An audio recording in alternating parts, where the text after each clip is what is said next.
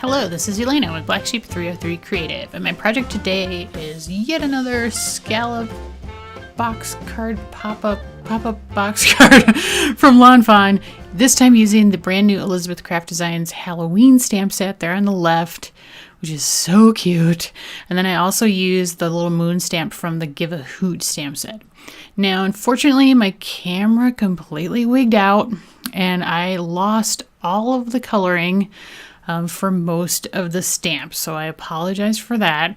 I did use my Zig Clean Color Real Brush markers for this, as you see here. But I have to admit, this video is fairly long as is with the construction of the box, so it probably would have been like twice as long with the coloring, so maybe losing the coloring was a good thing. But I will link to another Zig Clean Color Real Brush marker coloring video at the end if you really want to see how I do that. Now here's the box. So I used two of the big panels. This is all cut from rich black soft finish cardstock from Elizabeth Craft Designs. Then I have two of the, I'm going to call them flaps. That's probably not correct, but that's what I'm calling them. Then one of the large upper stitched rectangles and two of the small upper stitched rectangles. Upper versus lower would make sense if you have this box. And then I'm going to stamp some of the spider garland from the stamp set on the outside of the box to decorate, because that's what you see when it's closed. So I'm going to decorate the outside. I'm stamping this in Versamark ink, and then I'm going to emboss it in white on the black. And I have to admit, this is one of my favorite parts of this project. Was I did a lot of white embossing on the black cardstock for accents, and I was super happy with how it turned out. I was actually really kind of surprised at how well it turned out. Now I did fix a little bit on there with my white glaze pen. I love the white glaze pen. I use it all the time. If you've watched any of my other videos, you know that is my eraser as well for when I screw up on my color. So there I just matched up my spider garland between the two pieces because they will be right up against each other once the box is constructed. And then on that very, very back panel, I'm going to put a colored stitched rectangle for where I can write a greeting. Now, I use Eat, Drink, and Be Scary as my greeting, which is also part of the stamp set, and I did cut it apart to get it to be stacked rather than all one horizontal line. I do that a lot, and it adds a lot of versatility to your stamp, so I say go for that, even if you're scared. Now, on this panel that has only the one set of spiders, and it's going to have the color panel on the front when it's closed, I made a night sky. So I'm covering up the side panel with a piece of scratch paper, and I'm going to be blending the upper back panel with Distress Inks. Now this is the panel that's going to stick straight up when the box is open, so it provides sort of the backdrop for your little scene that you're going to create in the box. Now this is Blueprint Sketch, and I am kind of going from the sides onto the paper to blend it on, and then I'm using chipped sapphire on top of that. And as you can see, like I'm not a great smooth blender. I'm a little bit impatient, so I tend to be a little heavy-handed. But honestly, with the colors, especially with a night sky, it is not that big a deal because they blend together so much, and the dark kind of goes over the light that you really wind up not seeing any splotchiness in the end. Now this last color was Dusty Concord. And then I'm going to go back to the chipped sapphire and blend a little bit more to really get it kind of darkened down. The Blueprint Sketch, you do see it, but it's just a tiny touch at the very bottom in the end. And then I'm going to spray it with some water to create stars. So I got my distress sprayer and just plain water and a paper towel. And I'm going to sort of half spray it. So when you pull the trigger down halfway, you get larger splotches. So I'm doing that and then blotting it with a paper towel. And then I did one like light spray all the way at the end to get the little tiny stars. Now for construction of the box, you need to train all your folds. So that's what I'm doing here. I'm just kind of folding everything and using my bone folder to like reinforce those folds. Now the back panel that we made the night sky does not fold, so just remember, don't fold that one down. Even if you do, it's not that big a deal. Actually, I think I might have done it. It doesn't really matter because you can get it to stay straight up in the end either way. And then the flap on the side of both boxes is going to get adhesive. So I'm using 6mm double-sided adhesive tape from Elizabeth Craft Designs. This is really, really sturdy and really strong. This is what's going to hold the box together. So you need some strong adhesive. And then on my flaps, I guess I'm calling these flaps, you're also going to put adhesive on the ends of those as well, the little bended over parts. Wow, my vocabulary is really bad today. I'm sorry. Not that it's ever great, but you're getting extra craziness today. Anyway, so to put the box together, we're going to take the adhesive off of one, I'm going to call this a flange, and adhere it to the side of the second box that doesn't have a flange on it, just by pressing them together. And just be a little careful when you line it up, but it's not that tough. Now I did go over that top of that little flange with some chip sapphire marker to blend it with the sky, just so you know. Now the flaps on the inside need to line up with the fold line at the top. So you kind of place it about 1/3 of the way or 2/3 of the way in, and then make sure it is straight with those folds on the top. That's very important to get your box to be straight. And then the second one I did about like 1/3 of the way in. And again, straight across, like horizontal, parallel with that top line, fold line. And then to adhere the whole box together, you take off the remaining adhesive backing off of the two flaps on the two flanges on the flaps, and then the one flange on the box piece, and then press the other box piece on top of it. And that is what adheres your whole box together. It's really easy. Like once you've done it once, you can do it a million times. It's not tough at all. And so there is the constructed box. Now my little extra panels, my white on black panels are going on the sides. So I did stamp Boo and emboss that in white on the two side panels, as you'll see, and that is also in that Halloween stamp set. And then the Eat, Drink, and Be Scary that you saw me emboss is going to go on the front. And those will be basically all the greetings and the decoration on the box flaps for this card.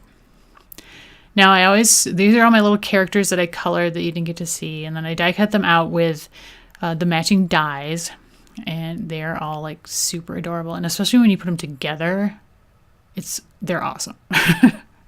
Anyway, so to adhere all my pieces onto this box or create my little scene, I always use 3mm double-sided adhesive tape from Elizabeth Craft Designs and Zig 2A glue. That's just my go-to. I've done a bunch of these boxes.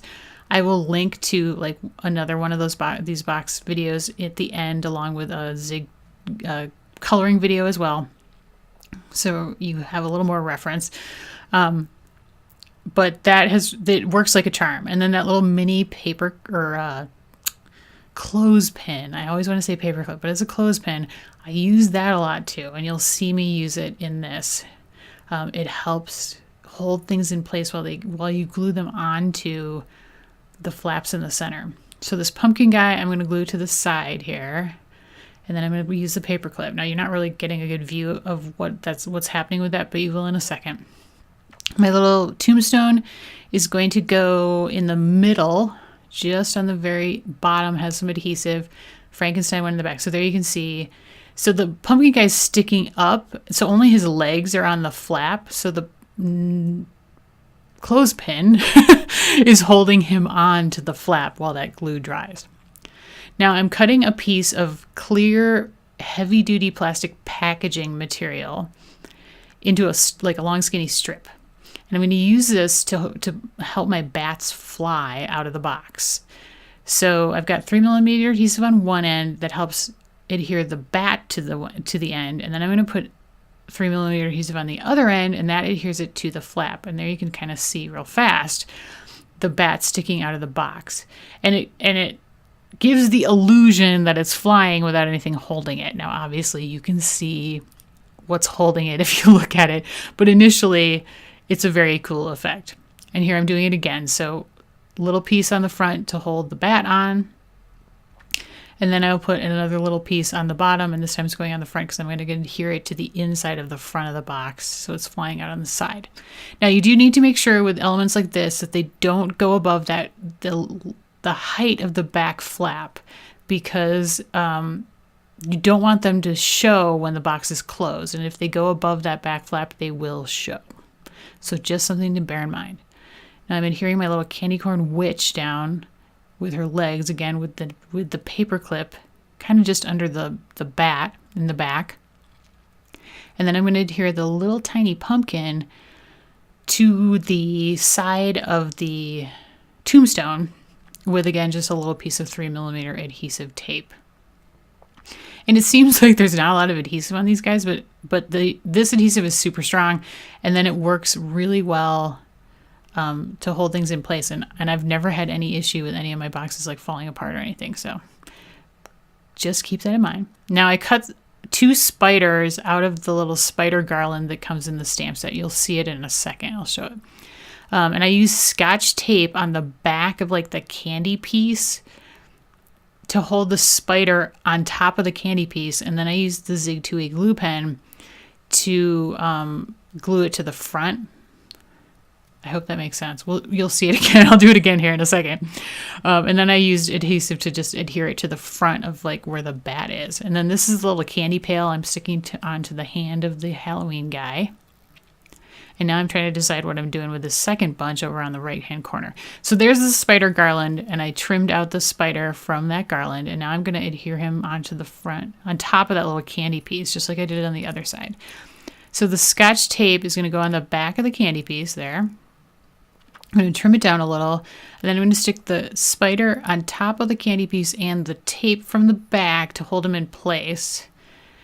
And then I will take my Zig 2A glue pen and just kind of fold the spider back a little bit to get glue under the spider on the candy piece to adhere those 2 pieces together real nicely. And I do that a lot with tiny pieces because it saves me from having to like try to maneuver holding these 2 tiny pieces while gluing, which can be a little bit difficult. So a little time went by to let that dry, and then I'm just going to adhere this to the front, or the back of the very front of the box, I guess, with, again, a tiny little piece of 3mm double-sided adhesive tape. And I realize you haven't got a very good view yet of the box completed, but you will here in a second. And I just want to mention that an important thing about making the scenes in these boxes is that you don't want things to overlap each other too much. You will have some overlap, obviously, but again, you want to make sure that you don't block out anything that's behind something else, because that will kind of ruin the scene. Now here's one of the larger rectangles that is designed to fit inside the lower panels on the box once it's assembled, and I'm using this on the very back panel for my grading. And so that is the completed project, and I was super happy with how it came out. I know I shouldn't say that about my own stuff, but I can't help it. I really love the white on black. As I mentioned earlier, that was like probably the best surprise for me with the box. And then I think the little characters are so cute. Like, I just think altogether it's just so fun. So I hope I've given you yet another inspiring project using these scalloped box card pop-up box card die set, as well as the Elizabeth Craft Designs Halloween stamp set. So adorable. Now here are 2 more videos. Again, one is a Zig Clean Color Real Brush Marker tutorial, and the other one is another box card. So check those out. The supplies are linked in the video description and over my blog. Thanks so much. Have a great day.